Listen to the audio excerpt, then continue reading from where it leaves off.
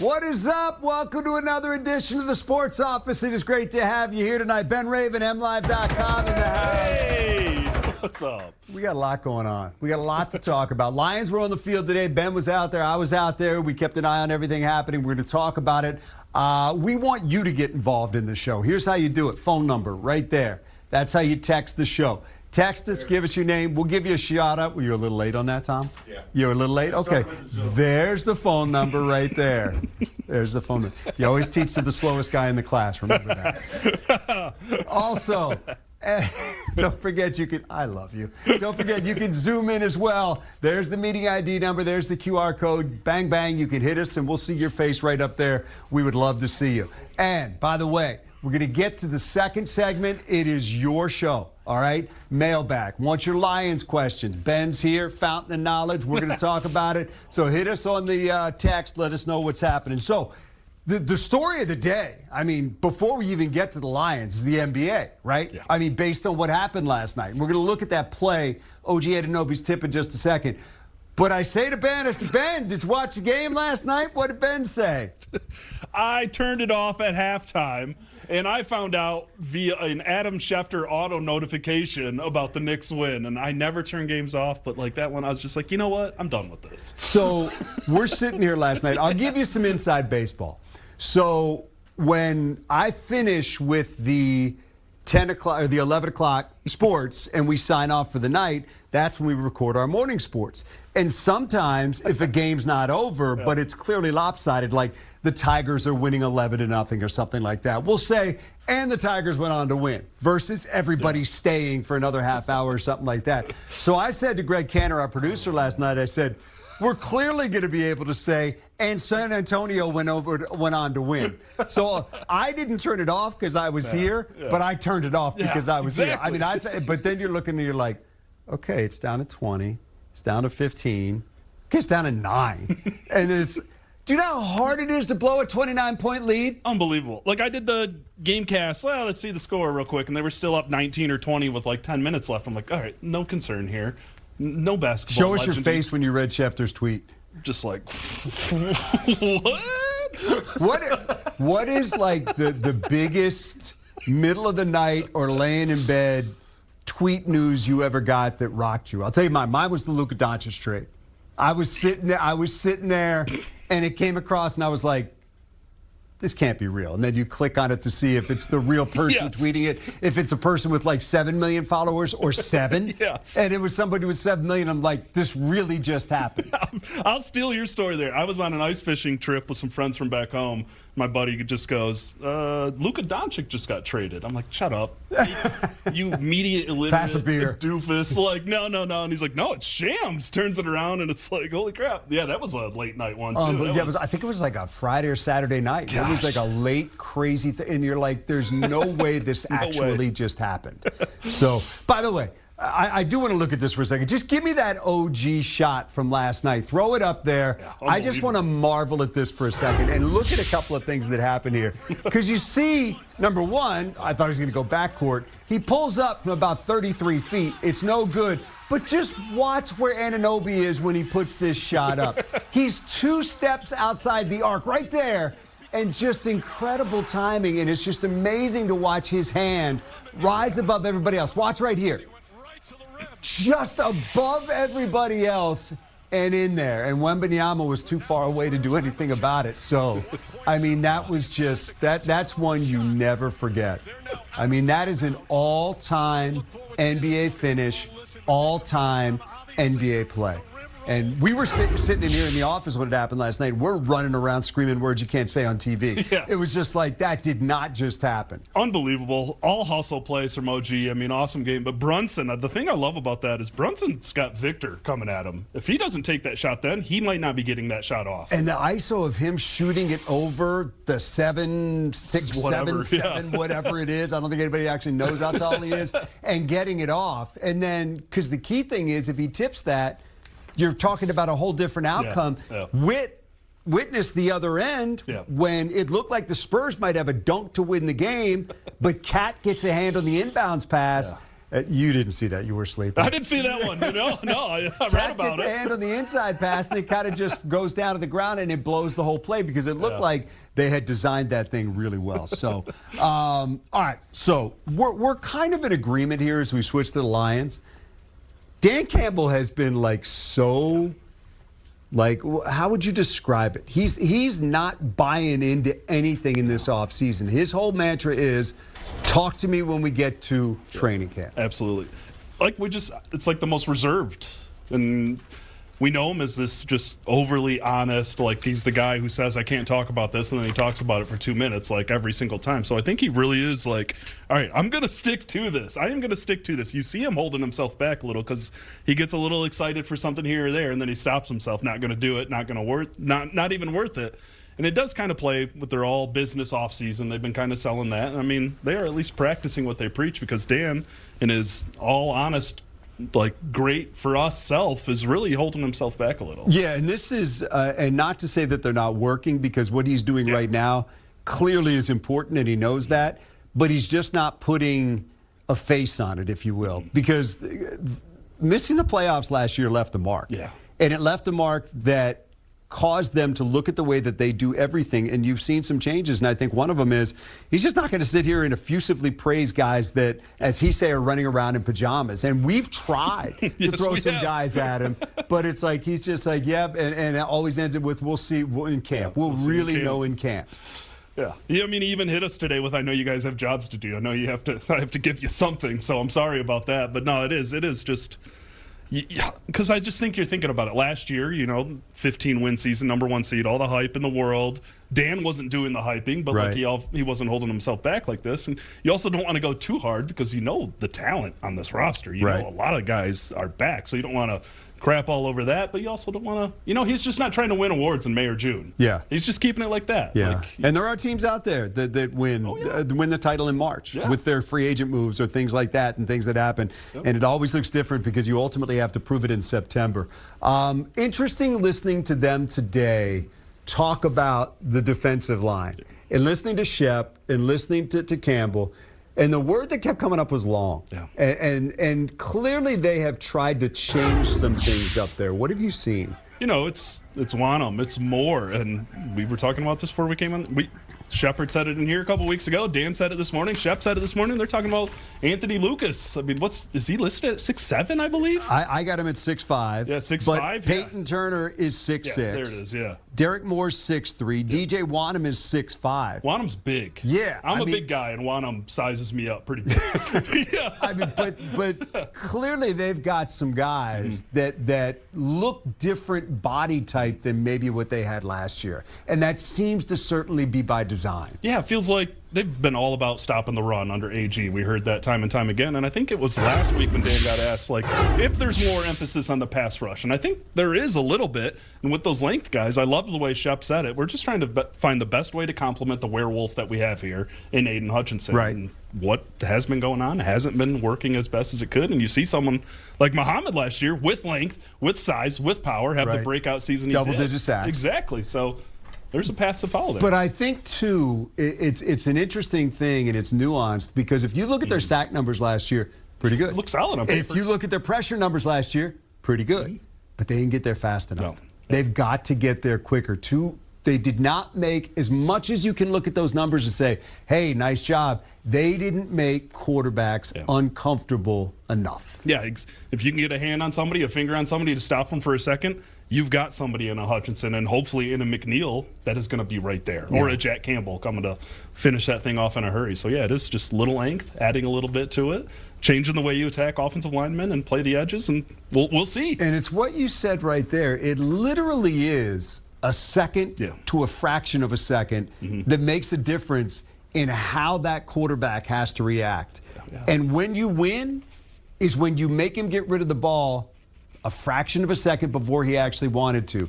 that's when you can make plays. That's when you can take the ball away. And there's no bigger indicator of winning and losing in the NFL than that turnover. No, absolutely. And when you start to see, we've heard, I'm sick and tired of hearing about pressures from Lions fans because, you know, what it's been the last couple of years. And it's like when you start seeing those pressures, like you said, just throwing quarterbacks off a little bit, that's when you start to see the difference, man. Yeah. No, and even go back to that 15-2 season. I remember I was talking to somebody in Washington before we played that game, and I had said that they're not pressuring the quarterback well enough, and that's an issue, and that would be something to watch in that game. And I got this really nasty tweet from somebody who said, well, you guys are like X in the NFL in pressuring the quarterback since week X. And I'm like, bro, dude, I test. I test. Go back to the 15-2 season when they were decimated by injuries from the Buffalo game on. They were giving up 30-plus points a game. And yes, Minnesota had, 9 in the Week 18 game, but that was also Sam Darnold missing wide open guys left and right. And it's just sometimes it's not the numbers, it's what you see. And you can feel it. And when guys are moving the ball up and down the field and scoring, then at that point you know that's not the way it has to be done. Yeah. I mean, you've got a guy in Hutchinson who can get there anytime. 100 pressures in two of his seasons. Only 6 guys have done that in the PFF era. Like, you get another couple guys, you take away a half second of there, that's how that guy can be more impactful. All right, we got some good questions already from you guys. Want to see you guys in the Zoom room as well. We got some good texts. And I want at least 3 wrestling questions. Whoa! This is Mr. Wrestling right here. He's been the voice of wrestling before. Right. This guy can do. What were you telling me about? The death match? Well, yeah, one of your producers was a couple rows in front of me at a GCW deathmatch show at Harpo's a couple weeks ago. So we're talking about deathmatch wrestling. And I'm like, what is a death match? And then he started talking about like tube lights or something like that. Yeah, a lot of tube lights. Oh my God. Hundreds of tubes broken. I have no idea what he was talking about. This was a whole new world to me. Wrestling questions, Lions questions when we come back on this edition of the Sports Office.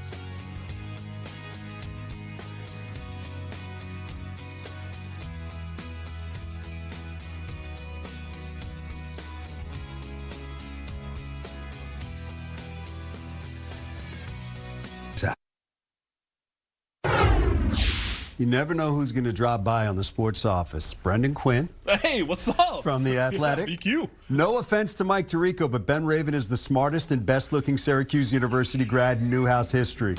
Your response? I love you, BQ. Thank you. That's a hype man right there. That's awesome.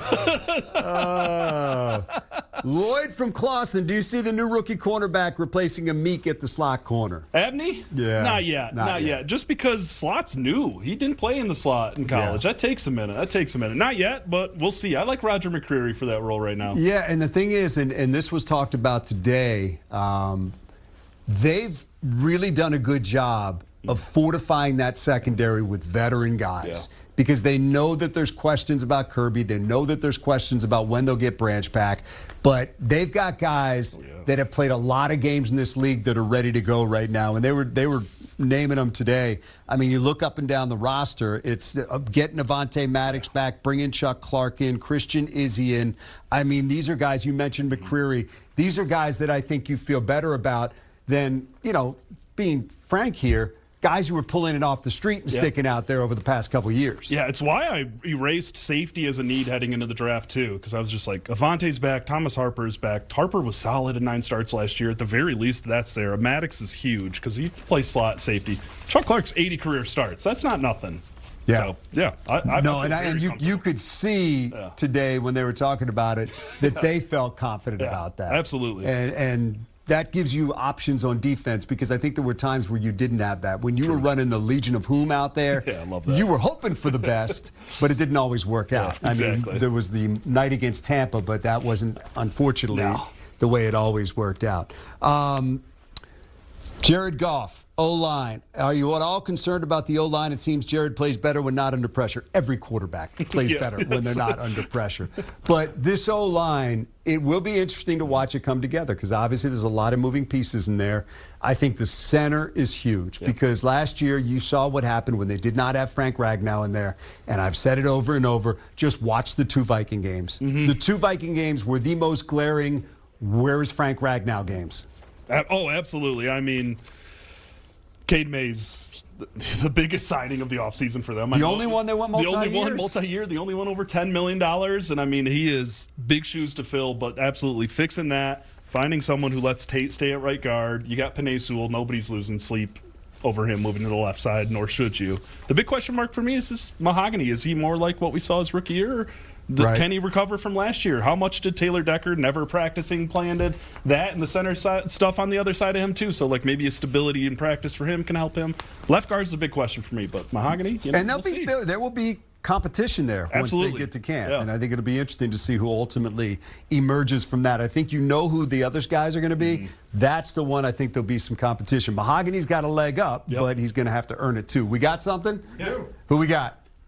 Uncle D. Uncle D in the room. What's up, Uncle D? What's up? Hey, real easy. How you doing, Dan the man? I'm good. What's going on?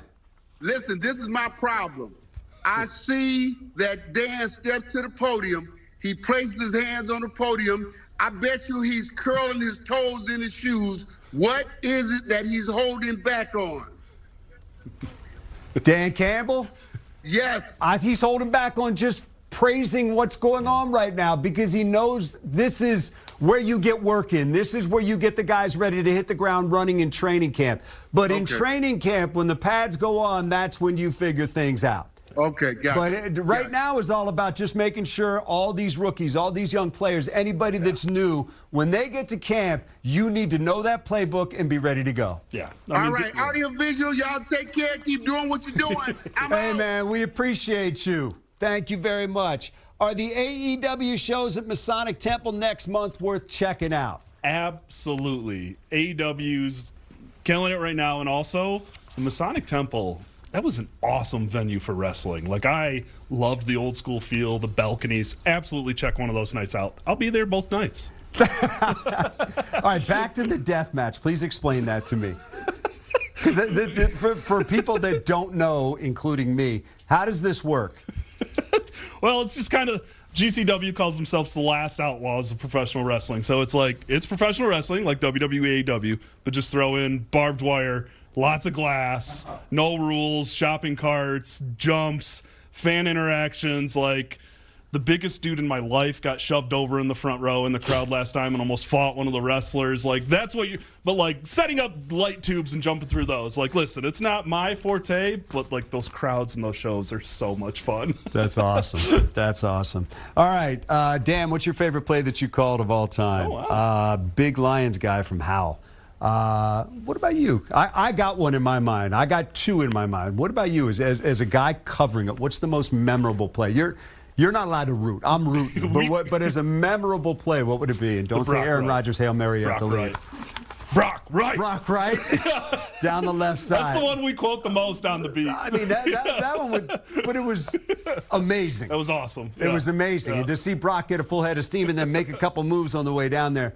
For me, doing the play-by-play, I would say there's probably three. There's the pick six by Cliff Averill that locked up the playoffs under Schwartz in 2011. The overtime touchdown by Golden Tate against Minnesota, which was just so sudden and so unbelievable, and he broke away from two guys. And then the best one by far was the first down to Amon-Ra against the Rams. Nice, yeah. It was the first down to Amon-Ra against the Rams because it just unleashed. The emotion was already there, and it took it up several more notches. But it was that moment you could breathe. It was that moment where you understood they're going to win this game. They're going to win a playoff game. They're going to win the playoff game. They finally had it Ford Field, and Jared Goff's going to beat that other team. And I've said, Ben, I honestly believe that's a life-changing moment for Jared Goff. Oh, yeah. If you lose that game, you got to live with that.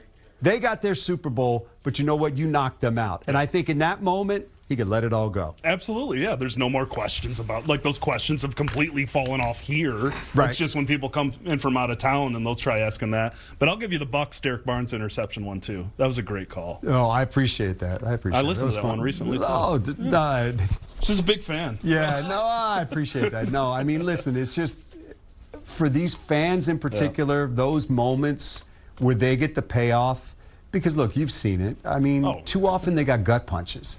To get a payoff, that's where it's awesome, where you see. And there's nothing better. I've said the best part of my job is seeing fans happy. Yeah. By far, because I've seen them angry. Oh yeah, I've been in the gas station when they've cornered me and explained to me how they can fix it all. Exactly. I've been in a restaurant when they've cornered me and explained to me how they can fix it all. So it's much better when we just walk by and say, "Hey, great win the other night, that was right?" fun. Yeah, that's much easier. It's much easier. It's a shorter conversation, just a high five, it just goes unspoken. Hey, we'll take a break. We'll come right back. Your questions on the other side on this edition of the Sports Office with Ben Raven in the house. If you're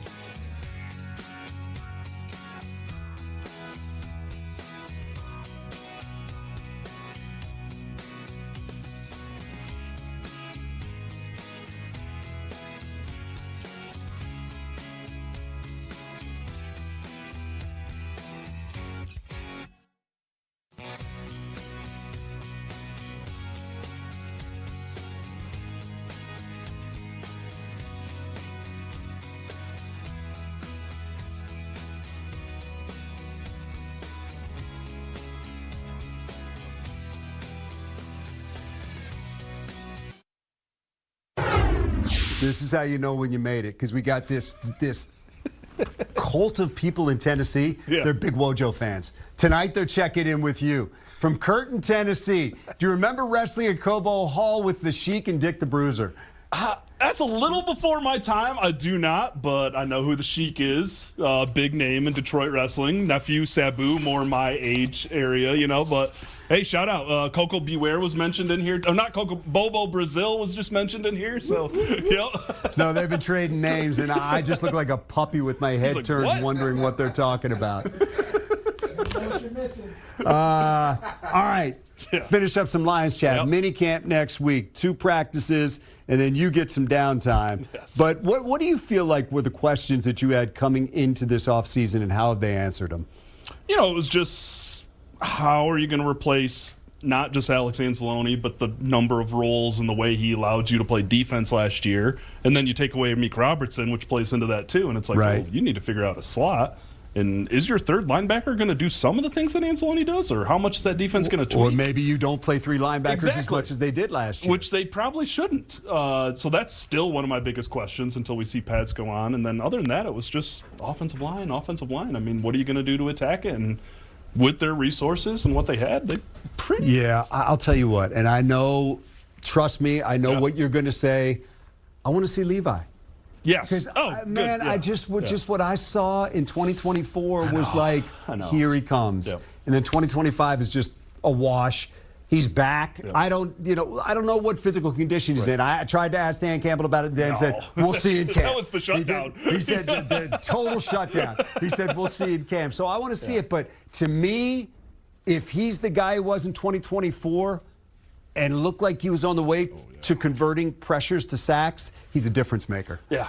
He's a difference maker. In the fact that he can play inside and big defensive end. And I will just say that 2024 season came after the back injuries. Yeah. It was a knee injury that kept him off here, so there's a little bit room for optimism. You're the man. Give you the ball. Ben Raven, MLive.com. Check his stuff out right there. Check us out when we see you again tomorrow night. That's it. And tomorrow night, don't forget, World Cup right here on Fox 2. Have a great night. My father would